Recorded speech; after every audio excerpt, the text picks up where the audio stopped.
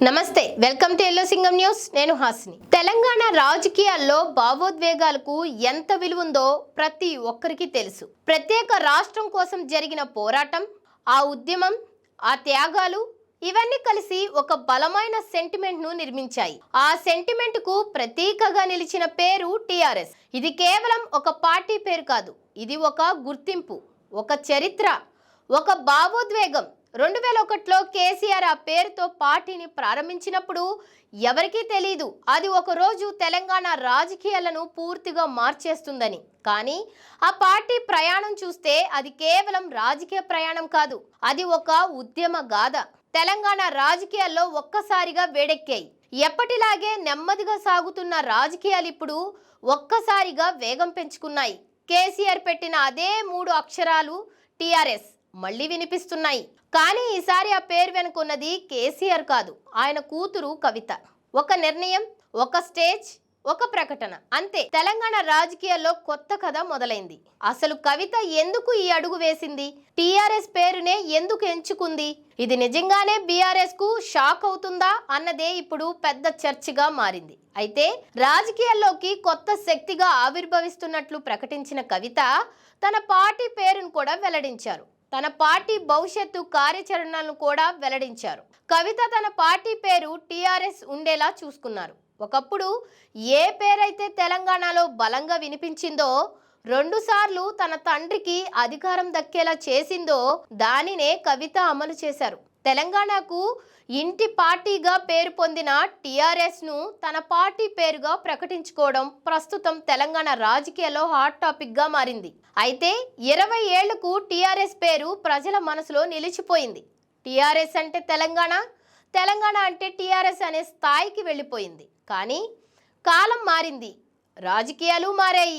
జాతీయ స్థాయిలో అడుగు పెట్టాలనే ఆలోచనతో టిఆర్ఎస్ ను కాస్త బీఆర్ఎస్ గా మార్చారు. ఆ నిర్ణయం రాజకీయంగా ఒక స్ట్రాటజీ అయినా ప్రజలలో మాత్రం ఒక ఖాళీని సృష్టించింది. ఎందుకంటే టిఆర్ఎస్ అనే పేరుతో ఉన్న అనుబంధం ఒక్కసారిగా మారిపోలేదు. అదే ఖాళీని ఇప్పుడు కవిత గుర్తించింది. మేడ్చల్ జిల్లా మునీరాబాద్ వేదికగా తెలంగాణ రాష్ట్ర సేన పేరుతో కొత్త పార్టీని ప్రకటించింది.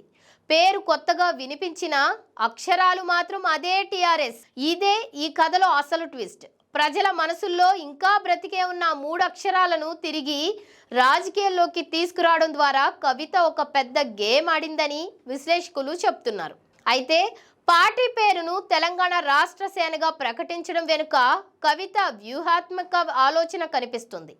మహారాష్ట్రలో శివసేన ఏ విధంగా ప్రాంతీయ అస్తిత్వం కోసం తీవ్ర స్థాయిలో పోరాడుతుందో అదే తరహాలో తెలంగాణ ప్రయోజనాల కోసం రాజీ లేని పోరాటం చేస్తామనే సంకేతాన్ని ఆమె పంపినట్లు తెలుస్తుంది. కేవలం రాజకీయ పార్టీగానే కాకుండా తెలంగాణ హక్కులను కాపాడే ఒక రక్షణ కవచంలా ఈ పార్టీ పనిచేస్తుందని ఆమె స్పష్టం చేశారు. బీఆర్ఎస్ జాతీయ పార్టీగా మారిపోయిన తరుణంలో తెలంగాణ గుండె చప్పుడు వినిపించే అసలైన ప్రాంతీయ పార్టీ ఇదే అన్న భావనలో కవిత ఉందని రాజకీయ విశ్లేషకులు భావిస్తున్నారు. అయితే ఈ నిర్ణయం ఒక్క రోజులో తీసుకున్నదిగా కనిపించినా దీని వెనుక చాలా ఆలోచన ఉందని అనిపిస్తుంది. కవితకు ఇప్పటికే మహిళల్లో ఒక ప్రత్యేక స్థానం ఉంది. ఆ ఫాలోయింగ్ ఇప్పుడు రాజకీయంగా మారితే అది ఒక పెద్ద బలమవుతుంది.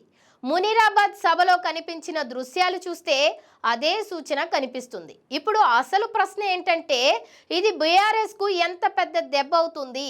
మొదటిగా సెంటిమెంట్. టిఆర్ఎస్ అనే పేరుతో ప్రజల్లో ఉన్న అనుబంధం ఇప్పటికే బలంగా ఉంది. ఇప్పుడు అదే పేరుతో కవిత రావడం వల్ల ప్రజల్లో ఒక కన్ఫ్యూజన్ తో పాటు ఒక కొత్త ఆకర్షణ కూడా ఏర్పడే అవకాశం ఉంది. అయితే తెలంగాణ వస్తే బానిస సంఖ్యలు తెగుతాయని భావించాం, కానీ రైతులకు బేడీలు పడ్డాయి, దళితులు దెబ్బలు తిన్నారని కవిత విమర్శలు గుప్పించారు. వ్యక్తిగత స్వేచ్ఛ లేని నిఘా నీడలో తెలంగాణ బతికిందని, ఫోన్లు ఎక్కడ ట్రాప్ అవుతాయో అన్న భయం వెంటాడిందని, ఆనాడు పరిపాలించిన కుటుంబంలో తాను కూడా ఒక భాగమేనని, జరిగిన కొన్ని విషయాలకు తాను సిగ్గుపడుతున్నానని, తెలంగాణ ప్రజలు తనను క్షమించాలని కోరారు. పార్టీ మార్పుపై స్పందిస్తూ ఏ పార్టీకైనా ఒక ఆత్మ, ఒక నేపథ్యం ఉండాలి. బీఆర్ఎస్ సాంకేతికంగా ఉన్నా అది తన ఆత్మను కోల్పోయింది.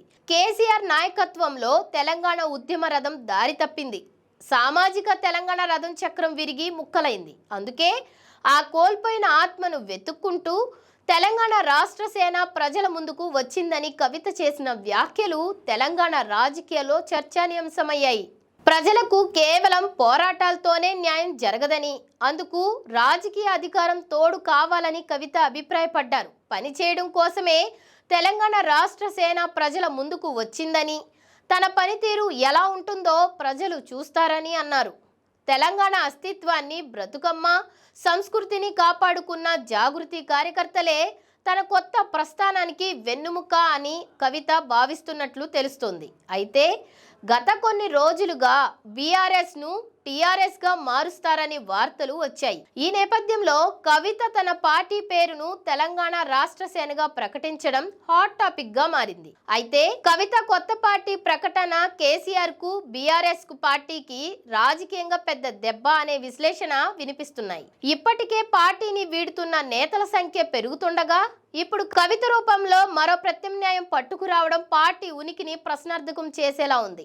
మహిళా ఓటు బ్యాంకును లక్ష్యంగా చేసుకొని కవిత చేస్తున్న ఈ ఎత్తుగడ రాబోయే రోజుల్లో రాష్ట్ర రాజకీయాలను ఏ మలుపు తిప్పుతుందోనని రాజకీయ పండితులు చర్చించుకుంటున్నారు. ఇది కేసీఆర్ రాజకీయ చతురతకు ఓ అగ్ని పరీక్ష వంటిదేనని చెప్పవచ్చు. ముఖ్యంగా పార్టీ పేరు తెలంగాణ రాష్ట్ర సేన అని ఉండటం, కేడర్ అంతా మహిళ పక్షాన నిలబడటం రాబోయే ఎన్నికల్లో ఎలాంటి ప్రభావం చూపుతుందో అన్న చర్చ మొదలైంది. మరిన్ని లేటెస్ట్ అప్డేట్స్ కోసం చూస్తూనే ఉండండి ఎల్లో సింగం న్యూస్.